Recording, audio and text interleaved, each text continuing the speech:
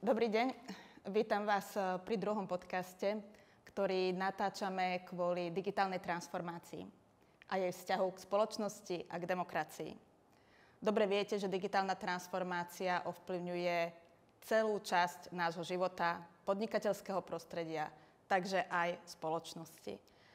My v priemyselnom inovačnom klástri sme sa o túto tému zaujímali a vytvorili sme 10 princípov, ako žiť v digitálnej transformácii. Čo by som rada povedala, že na prvom podcaste sme mali odborníkov z IT oblasti, bola tu pani Julia Štajnerová a pán Emil Fitoš. A dnes tu máme dvoch ďalších odborníkov na digitálnu transformáciu. Takže máme tu dneska spolu pána Gabriela Galgociho a pána Martina Jacka. Vítam ich medzi nami. Pán Gabriel Galgoci je generálny riaditeľ spoločnosti AT&T a takisto predseda predstavenstva Americkej obchodnej komory. A pán Martin Jacko je advokát a partner advokátskej kancelárie Lansky, Gansker, Jacko, člen predstavenstva Slovak Compliance Circle. A moje meno je Martina Legal-Maláková a zastupujem priemyselný inovačný kláster. Vítajte, páni. Dobrý deň. Dobrý deň, ďakujem pekne. Keďže táto téma je dosť ťažká pre veľa ľudí a dosť inovátorská a nová, ja by som možno tak znovu začala, že ako, Gabo, prosím ťa, ty vnímáš digitálnu transformáciu a aký tam vidíš vzťah s tou demokraciou, s tou spoločnosťou? Digitálna transformácia, keď sa pozrieš na samotnú definíciu, je v podstate zavádzanie digitálnych technológií alebo inovatívnych technológií do ľudského života, do ekonomiky. Ale asi to nie je to, čo si sa pýtala. Skôr sa pozrieme na to z pohľadu vplyvu digitálnych technológií na človeka. Digitálna transformácia pre mňa nie je nič iné, len ako ďalší, nazvime to, že evolučný krok v rámci rozvoja ľudskej spoločnosti. Môj profesor na strednej škole zvykol tvrdiť, že človek je od prírody tvor lenivý a hľadá spôsob, ako si uľahčiť. A to v podstate takto sa vyvinuli principiálne digitálne technológie. Keď sa pozrieš na vznik abakusu, ktorým si tí účtovníci, respektíve ľudia v stredoveku sa snažili uľahčiť počítanie, tak od tej doby môžeš pozerať na vývoj digitálnych technológií ako na niečo, čo v podstate napreduje a pomáha ľuďom s výpočtami, so simuláciami, s nejakými transakčnými robotami a podobne. A v podstate digitálna transformácia dospela do toho, respektíve objavy, vynálezy a nové technológie v tejto oblasti dospeli do toho štádia, že v podstate začínajú byť takým nejakým transformačným alebo meniacím elementom v rámci spoločnosti. Začínajú vplývať na spoločnosť. Nie je to už len o tom, že sa hráme hry a niečo skúšame programovať a keď nám to vyjde, tak to je super, a keď nie. Ale digitálne technológie naozaj sú dennodenné súčasťou nášho života. Či sú to nejaké počítače alebo riadiace jednotky v autách, či sú to v podstate nejaké veci, ktoré riadia v mestách signalizáciu svetelnú a podobne, až po úplne komplexné a veľmi veľké systémy, ktoré v princípe riadia atomovú elektrárne a riešia všetky možné veci, ktoré v princípe sú okolo nás. Takže digitálna transformácia pre mňa je v podstate naozaj prienik digitálnych technológií do ľudskej spoločnosti. A odpoveď na tvoju otázku, že ako to vplýva na ľudí a na tú spoločnosť, je práve to, že v podstate tak ako každá revolúcia, ktorá prišla, alebo transformácia, ktorá prišla, či to bola para, či to bol motor spaľovací, či to bola elektrina, spôsobuje, nazvime to, že istý diskomfort tej spoločnosti. A ja som sa tak nad tým zamýšľal, keď som sa pripravoval na túto našu diskusiu, a skúšal som hľadať, že či vôbec existujú nejaké dokumenty, alebo nazvime to, že how-to manuály, ktoré napísali ľudia, ktorí prišli s tými objavmi, ktoré som spomínal, a že popísali, že čo možno mali urobiť lepšie, aby v podstate boli prijaté tie veci v spoločnosti. A bohužiaľ som nič také nenašiel. Možno sociológovia majú takéto niečo. A v princípe ako keby tu vidím veľký problém v tom, že v podstate digitálne technológie sú niečo abstraktné. Párny motor, spaľovací motor, elektrickú energiu, zasvieti sa žiarovka, to je všetko to, čo si vieš predstaviť a to, čo vieš nejakým spôsobom uchopiť. Digitál dneska, keď sa bavíme o cloudových riešeniach, keď sa bavíme o kryptometodách blockchainových, keď sa bavíme o umelej inteligencii a o ostatných veciach, je pre mnohých ľudí naozaj abstraktná záležitosť a preto je to v podstate možno oveľa také desivejšie, alebo možno také nejaké neznáme, alebo je to strach takého neznáma pre tých ľudí. A potom automaticky to vplýva na ich vnímanie a v podstate ľudia namiesto toho, aby využívali digitálne technológie, alebo teda sa snažili pozerať na to, ako sa tie digitálne technológie môžu používať na tú dobrú vec, tak skôr sa nechávajú ako keby ovplyvňovať tým, že čo všetko im digitálne technológie zoberú, ako im ovplyvňa život, ako im zmenia život, nebo im ho zničia a podobné veci. Takže tu ja vidím ako keby vplyv digitálnej transformácie na také myslenie a vnímanie ľudí a možno ako keby aj potom na také ako keby nabúranie viery v nejaké hodnoty, čo demokracia samozrejme je jedna z tých ako keby najdôležitejších možno vecí, vlastnú hodnôt, ktoré proste ľudia majú okolo seba. Hej. Proste tá demokracia ako taká sloboda slova, rozhodovania, v podstate všetko možné je to, čo my dneska považujeme asi za vrchol v rámci takej ľudskej spoločnosti. Áno. Určite máš pravdu, a ako si povedala, počas tej revolúcie, transformácie, ten vplyv na tú spoločnosť je veľký a nevieme ho teraz ani zmerať. Veľmi ma zaujalo, že áno, že či existuje nejaká príručka, tak vlastne my sme teda nenapísali príručku, snažili sme sa napísať týchto 10 princípov, ale ja by som to teraz otočila z druhej strany, aby sme nehovorili, že to digitálna transformácia a aký to má prienik s demokraciou, ale to slovičko demokracie by som dala možno na prvé miesto a že aký to má, alebo synergiu s digitálnou transformáciou. Pokiaľ ide o demokraciu, nemôžem sebe zaprieť právnika, tak maličká definícia, alebo aspoň taký pokus o definíciu. Bavíme sa v zásade o tom, že demokracia je vláda ľudu. Je to vláda zákona a demokracia ako taká imanentne súvisí so základnými ľudskými právami a slobodami. Ako už Gabo spomenul, je to hlavne o ochrane týchto základných ľudských práv a slobôd. No a z tohto pohľadu, ak si zoberieme tieto hodnoty ako potenciálne najviac dotknuteľné digitálnou transformáciou, dochádza k situácii, že tu máme aj plusy, aj minusy. Skoro ako vždy pri nových technológiách alebo novátorských myšlienkach. Samozrejme, digitalizácia, algoritmy, umelá inteligencia, všetko, čo s tým súvisí, umožňujú neskutočným spôsobom pomôcť práve pri rozvoji demokracie, pri ochrane ľudských práv, pri ich uplatňovaní, pri ich zavádzaní a sledovaní, monitorovaní, vyhodnocovaní, akým spôsobom sú presadzované v jednotlivých oblastiach, krajinách a tak ďalej. Ďalej má to veľmi veľký zmysel aj kvôli tomu, že možnosti, ktoré digitalizácia prináša, zrýchlenie procesov, väčšia transparentnosť, lepší prístup ku informáciám, to je niečo, čo dokáže zásadným spôsobom pomôcť práve pri presadzovaní týchto základných hodnôt. Na druhej strane sa potom samozrejme ale dostávame aj do situácie, kedy negatíva, ktoré sú spojené s digitálnou transformáciou, zásadným spôsobom dokážu obmedziť a až pomaly ochromiť demokratické princípy. A týchto príkladov samozrejme by sme mohli nájsť neskutočné množstvo. Keď sme spomínali, máme tu slobodu prejavu, máme tu ochranu majetku a podobné princípy. Tieto aj vplyvom digitálnej technológie dokážu byť veľmi ovplyvnené. No a potom prichádza na stôl otázka, čo s tým. Samozrejme, na jednej strane treba uchopiť práve tento rozvoj a treba zásadným spôsobom ju implementovať aj do rozhodovacích procesov, politických rozhodovaní a tak podobne. No ale na druhej strane, a tam už sa potom aj dostáva do toho nejaká regulácia a vytvorenie určitých princípov, to chrániť. Takže to by som považoval ako základný prienik a vstup na pole demokracie aj s tými negatívami, ktoré tu sú. Ďakujem krásne. K tej regulácii sa ešte dostaneme. My keď sme vytvárali týchto 10 princípov, boli to diskusie a veľmi zaujímavé so zatvorenými dverami viacerých expertov. A bol tam povedaný taký pojem, že vlastne demokracia možno sa nám presunie do systému algoritmokracie. Aký máte na to názor? Ja dúfam, že nie. Ja dúfam teda, že tie technológie nikdy nebudú zasahovať do takých vecí, ako sú ľudské práva, slobody a sloboda prejavu a podobné veci.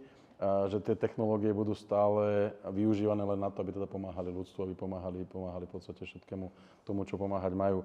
Ja sa možno ešte kúsok vrátim k tomu, čo Martin hovoril z tej demokracie a možno troška ako keby to prepojiť s tou transformáciou. Každá transformácia z môjho pohľadu je vnímaná podľa toho, ako sa na to pozeráš subjektívne. Hej?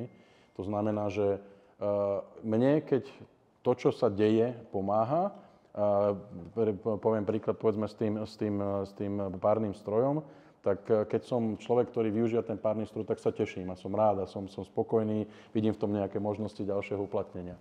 Ak som drevorúbač, ktorý rúbal drevo, alebo baník, ktorý rúbal uhlie do tej lokomotívy a vidím teraz, že už tá lokomotíva nebude možno potrebovať v podstate ako keby uhlie, lebo má spaľovací motor a má benzín, tak sa na to pozerám negatívne, pretože to vnímam tak, že som prišiel o zamestnanie. Hej.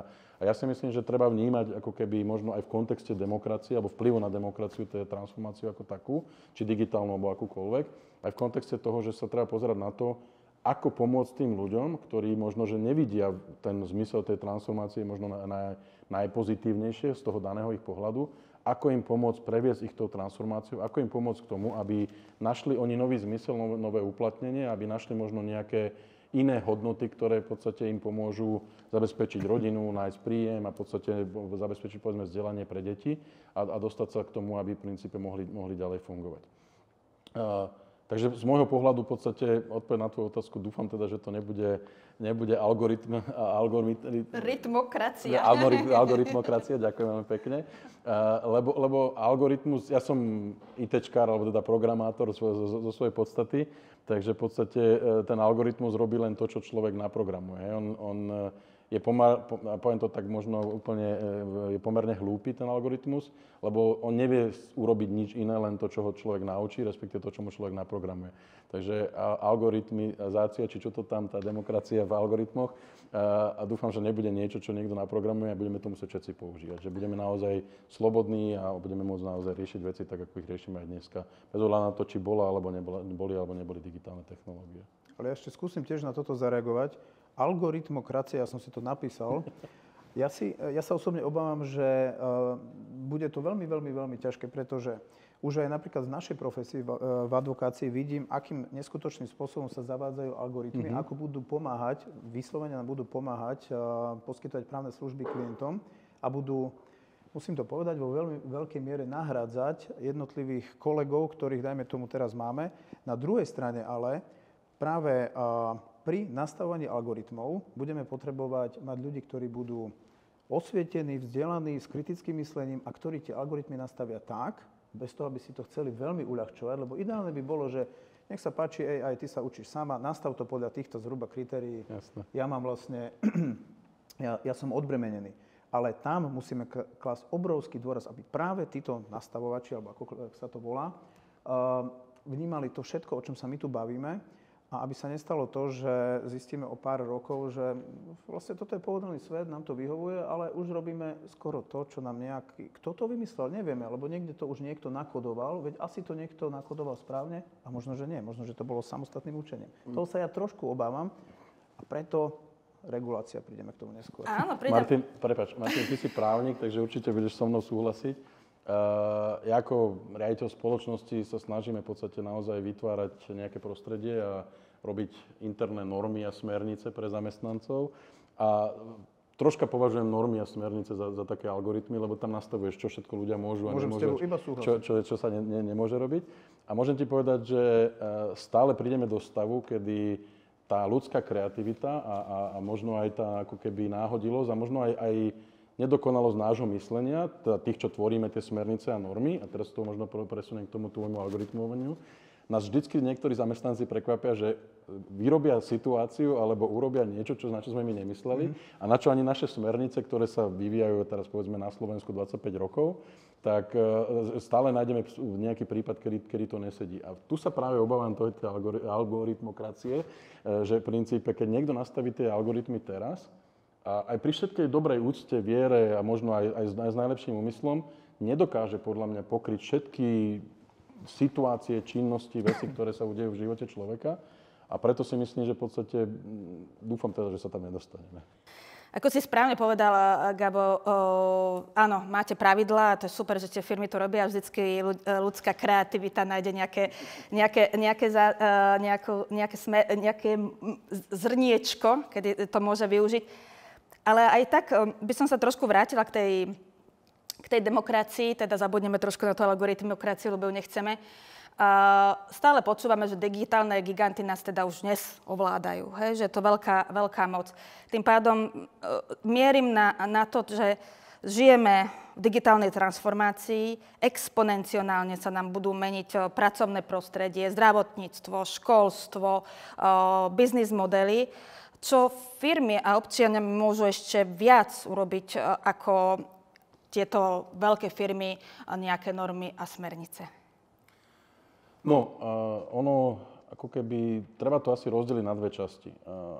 Úloha firmy, alebo teda ako keby podnikateľa a zamestnávateľa je vytvárať ekonomický zisk, v princípe. A tam teoreticky ako keby vytvárať pracovné prostredie a podmienky na to, aby zamestnanci a ľudia, ktorí sú povedzme zákazníci a dodávateľia, žili v nejakom ekosystéme, ktorý je férový, právny a podobne. To znamená, že ak by toto robili spoločnosti, tak by to pravdepodobne malo stačiť k tomu, aby to všetko fungovalo, pretože prídeš do práce, odrobíš si svoju prácu v bezpečnom prostredí, dostaneš výplatu, ak si dodávateľ, zaplatím ti faktúru v dohodnutom čase a tak ďalej a tak ďalej.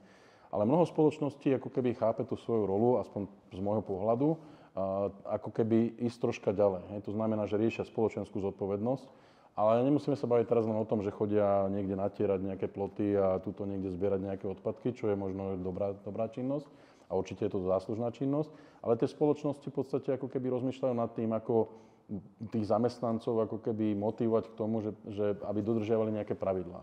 Mnohé spoločnosti, ktoré sú združené v Americkej obchodnej komore, majú svoje pravidlá, alebo teda tzv. Code of Business Conduct, kedy zamestnancom vysvetľujú, čo je dovolené a čo je normálne, čo je štandardné. To znamená dokonca, ako keby majú aj mechanizmy, ako zabrániť možno nejakému protiprávnemu konaniu alebo možno aj, nazvime to, že kreatívnemu konaniu zamestnancov s cieľom získať obchodný prípad, podpísať zmluvu a tak ďalej. To znamená, že tie spoločnosti ako keby idú nad rámec z môjho pohľadu toho, čo by v podstate mali robiť a snažia sa edukovať, snažia sa kultivovať to prostredie, snažia sa tých zamestnancov pôsobiť.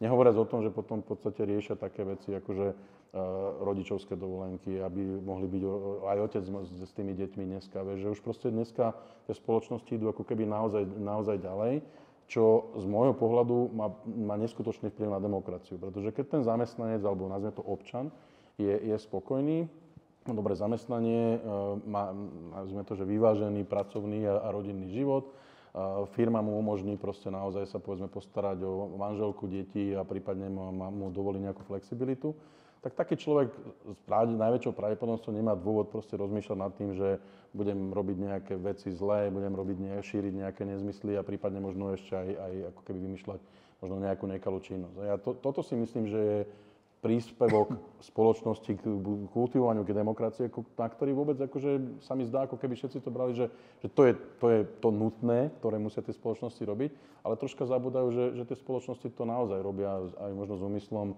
pomôcť rozvoju tej spoločnosti demokracie, ako keby kultivovaniu toho prostredia. Nehovoriac o tom, že potom ako keby také tie veci, že dovolenka nad rámec a možno nejaké team buildingy a pomáhať tým ľuďom hľadať nejaký prienik. Takže ja si myslím, že tie spoločnosti robia veľa. A nemali by sme možno sa pozerať len na to, že teda dajte nám nejaký grant peniaze a zaplatte niečo, alebo nebodaj ešte, že pošlite zamestnancov na nejakú demonštráciu.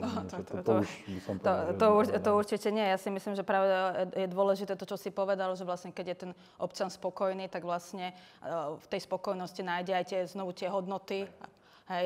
Môžeme sa vyhnúť poralizácie spoločnosti potom, alebo nejaké iné veci, ktoré sú negatívne a vždycky, keď je vlastne tá revolúcia alebo transformácia, tak to je oveľa citlivejšie, tieto rôzne negatívne prístupy. Ty ako to vidíš, Martin? Ja sa musím ešte vrátiť k tej základnej téme. Gabo, spomínal si právne predpisy, keď sa bavíme o regulatívnom prostredí. Sú nastavené nejakým spôsobom a snažia sa reflektovať aktuálne dianie a snažia sa myslieť aj trošičku do budúcna. A podľa mňa je dôležité povedať, že naozaj aj v rámci nášho prostredia, v ktorom sme, v rámci Európskej únie, sú príjmané rôzne predpisy, ktorými sa snažia reflektovať práve digitálnu transformáciu, ale aj AI. Musím určite spomenúť napríklad nariadenie o umelej inteligencii alebo smernice, ktoré zavádzajú a potýkajú sa so zodpovednosťou, ktorá vyplýva z umelej inteligencie. No a potom samozrejme na národnej úrovni je legislatíva, ktorá je príjmaná v parlamentoch jednotlivých členských štátov. Čo si ale spomínal, toto je veľmi dôležité. Žiaľ, nie je absolútne nijak možné, aby táto legislatívna úprava reflektovala ten neskutočný rýchly chod vývoja technológií. To sa proste nijak nedá. Je to stále nejaké chytanie mačky za chvost. A potom nastupuje to, a teraz sa dostávam k tomu, čo si spomínal ty, ku spoločnostiam, ku komunitám, ku spoločnosti ako také, aj občianskej spoločnosti. A tam vidíme aj my, to budem trošičku hovoriť zo svojej praxe ako člen predstavenstva Slova Compliance Circle, čo je asociácia, ktorá je zameraná na compliance.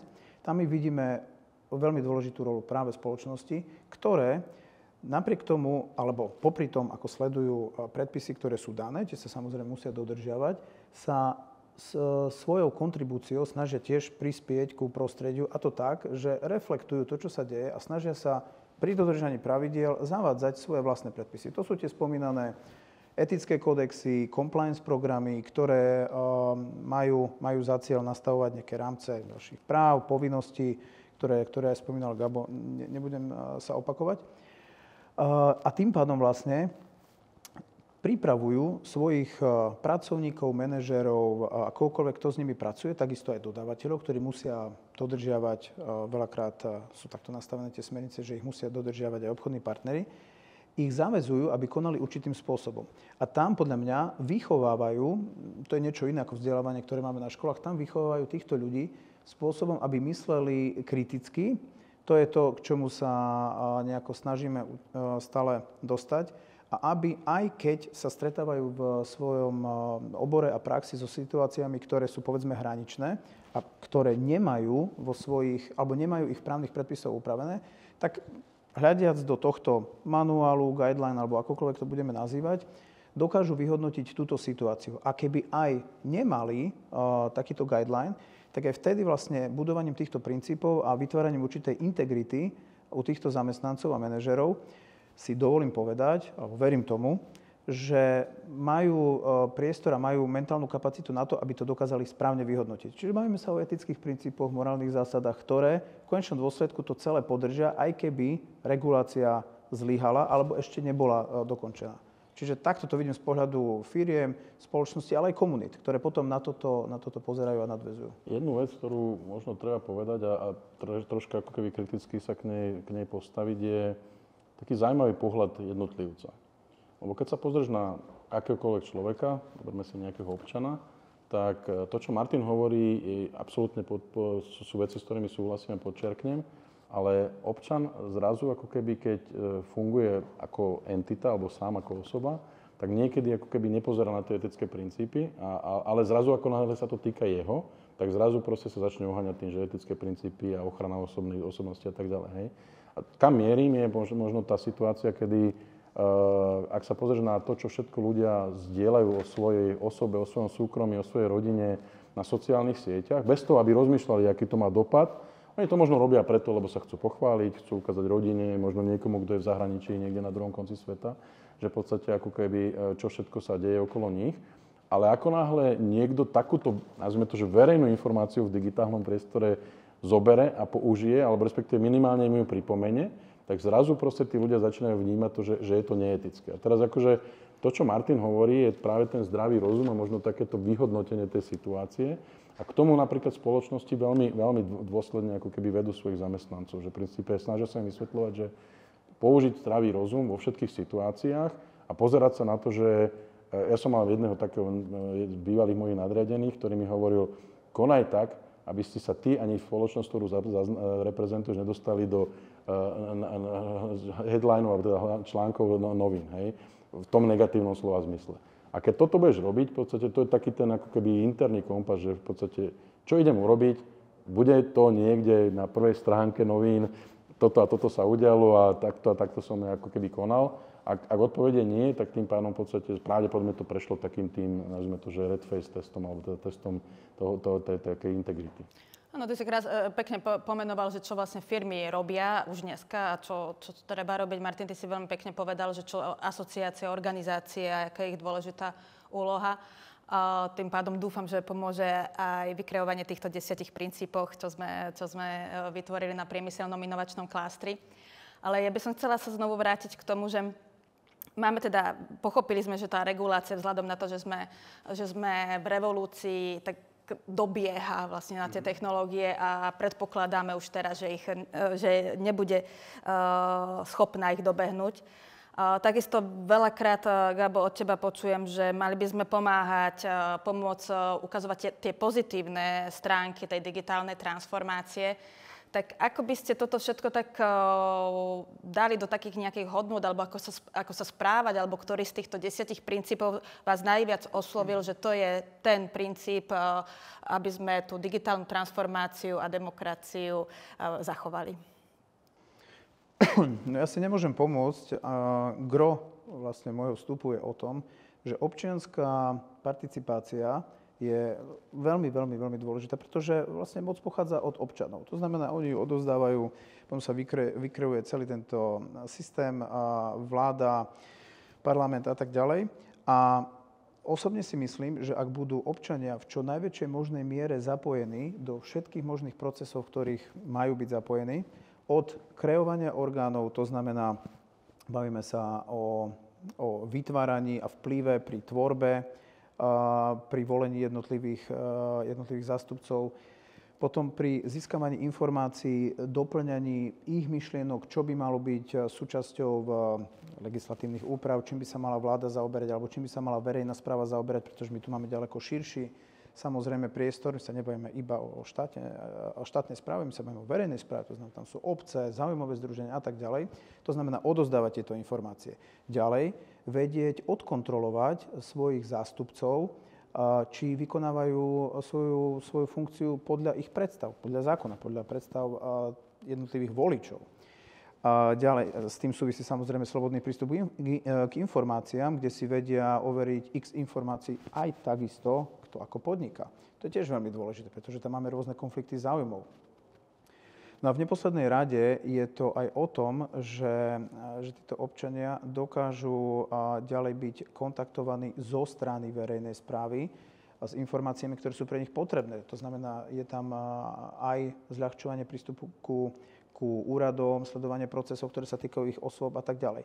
No a v tomto prostredí digitálne technológie exponenciálne dokážu pomáhať a dokážu zlepšiť práve participáciu, účasť ľudí na demokratických procesoch ako takých, čo považujem za obrovskú výhodu, čo ale samozrejme si treba uvedomiť, skôr sme už to spomínali, tie negatíva, ktoré s týmto súvisia, je potrebné dávať obrovský pozor na to, aby zase vláda nezneužívala všetky tieto technológie na to, aby týchto občanov dokázala manipulovať, snažiť sa im vnútiť nejaké myšlienky alebo ich sledovať a tak ďalej a tak ďalej. To znamená, že tých negatív je neskutočné množstvo. To teraz hovorím o vzťahu štát alebo verejná správa a jednotlivec.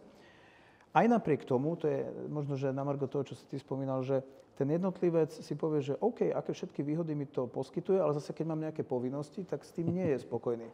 No podľa mňa taká základná nejaká message, nejaká správa by mala byť, je potrebné nájsť nejaký balans. Ale ten nenájdeme tým, že budeme písať zákony a regulovať, ale tým, že budeme konfrontovať a každý jeden deň, ako vidíme vývoj technológie, budeme aj presne napríklad viesť takéto debaty, spracovávať rôzne dokumenty a snažiť sa robiť osvetu. Podľa mňa je to o tom. A vytvárať v rámci, ako sme v podnikateľskom prostredí, vytvárať práve nejaké smernice, guideliny a snažiť sa s tými ľuďmi pracovať. Určite áno, úplne s tebou súhlasím, že musíme túto úlohu nejako naplňať a snažiť sa ju naplňať, pretože nie každý tej digitálnej transformácie môže porozumieť alebo má na to vzdelanie, pretože potrebujeme rôzne typy vzdelania a zručnosti. Ale ty si to veľmi pekne povedal, že čo všetko treba, alebo tá občianská spoločnosť, aby robila. Ale ja by som sa trošku vrátila ku Gabovi, ktorý stále hovorila, treba tým ľuďom aj pomáhať. Áno, to je s týmito debatami, vytvorením týchto 10 princípov. Strávili sme na tom veľmi veľa času. Ale ako by si sa prihovoril človekovi, ktorý vlastne naozaj ten vplyv, alebo má napríklad nejakú tú sociálnu sieť a tak využíva tú digitálnu transformáciu. A môže to byť nejaký poľnohospodár alebo nejaké zamestnanie, ktoré teraz ju nepotrebuje, ale dobre vieme, že tam za chvíľočku príde. Hej? No, tuto si myslím, že v podstate je taký jeden veľký rozmer pomocník toho všetkého je vzdelávanie.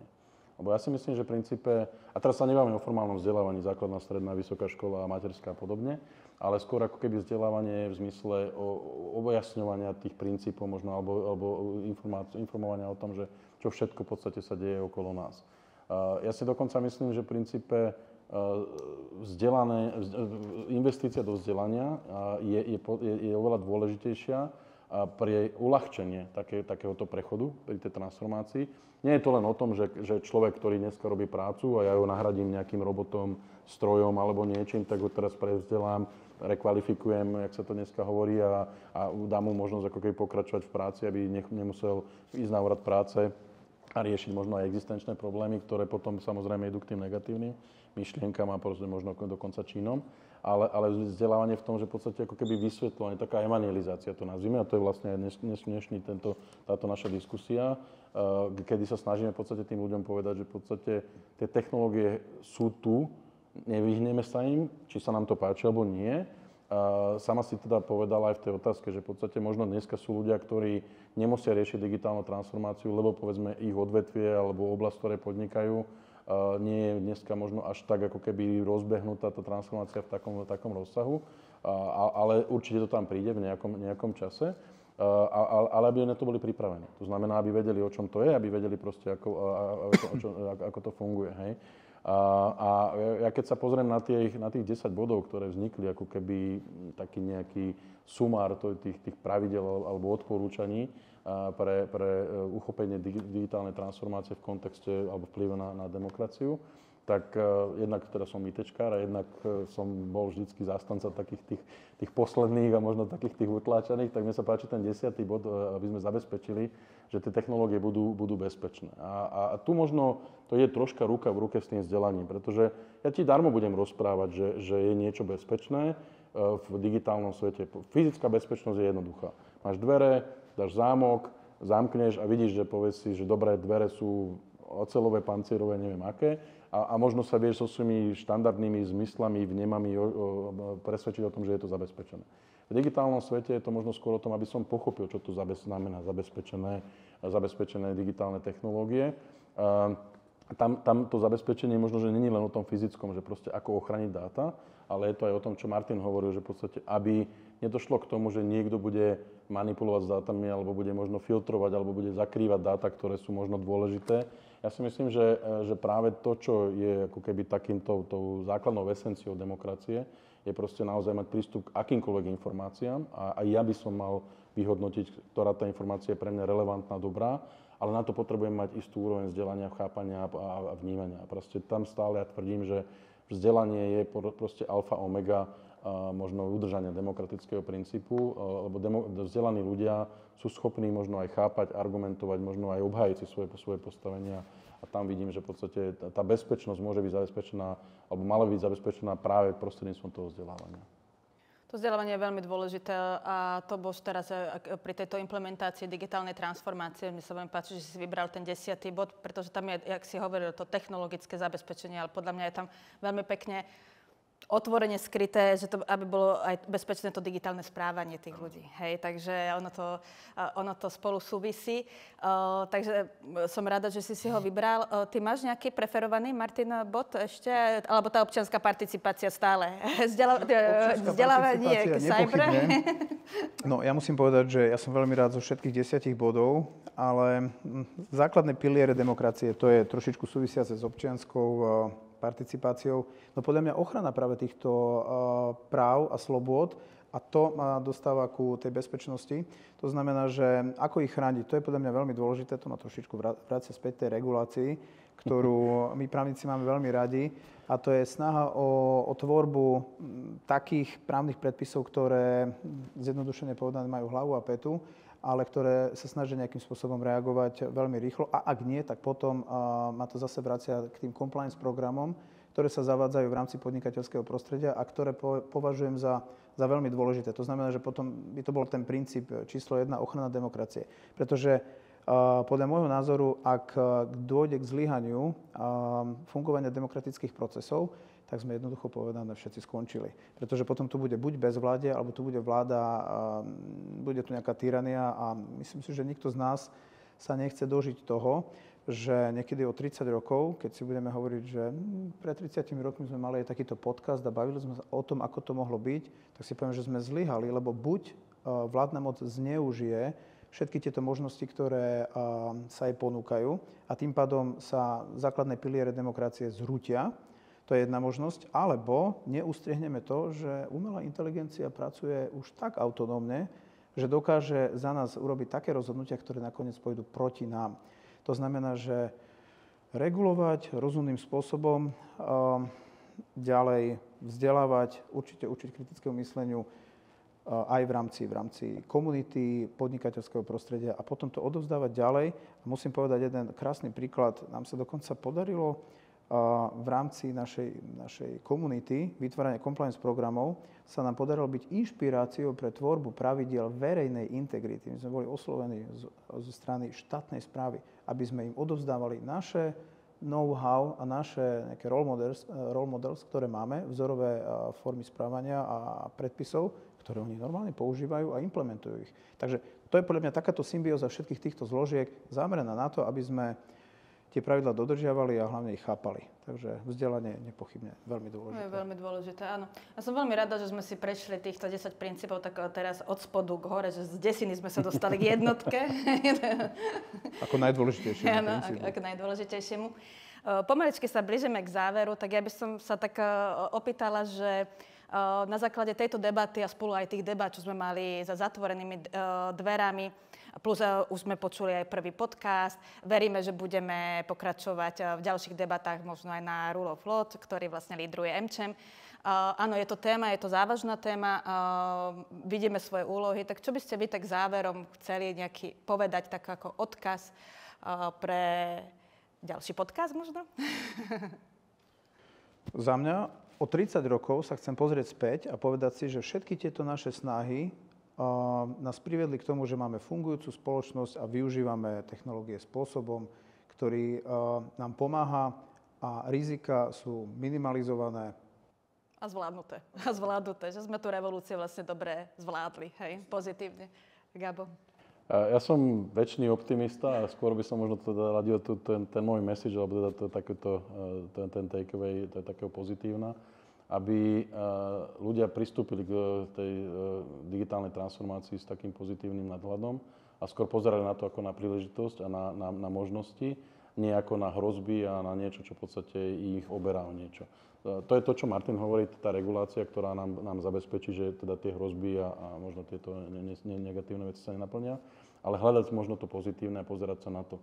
Párny stroj, spaľovací motor, elektrina, nikoho nezabili, teda dodržiaval pravidlá, dodržiava všetku reguláciu a verím tomu, že ani digitálna transformácia to neurobí a že naozaj posunie to ľudstvo, posunie ako keby našu komunitu alebo respektíve spoločnosť ďalej smerom dopredu a dúfam teda, že to takto dopadne. Tak krásne ste to dneska povedali. Ja verím, že vám všetkým, ktorí nás pozeráte, sa tento podcast páčil. Ja verím, že bude takisto táto diskusia pokračovať, lebo je veľmi dôležité a vidíme, že tá digitálna transformácia ide aj do sektorov, o ktorých nepredpokladáme a budeme sa všetci musieť vzdelávať, takže sa vrátime do školských hlavíc.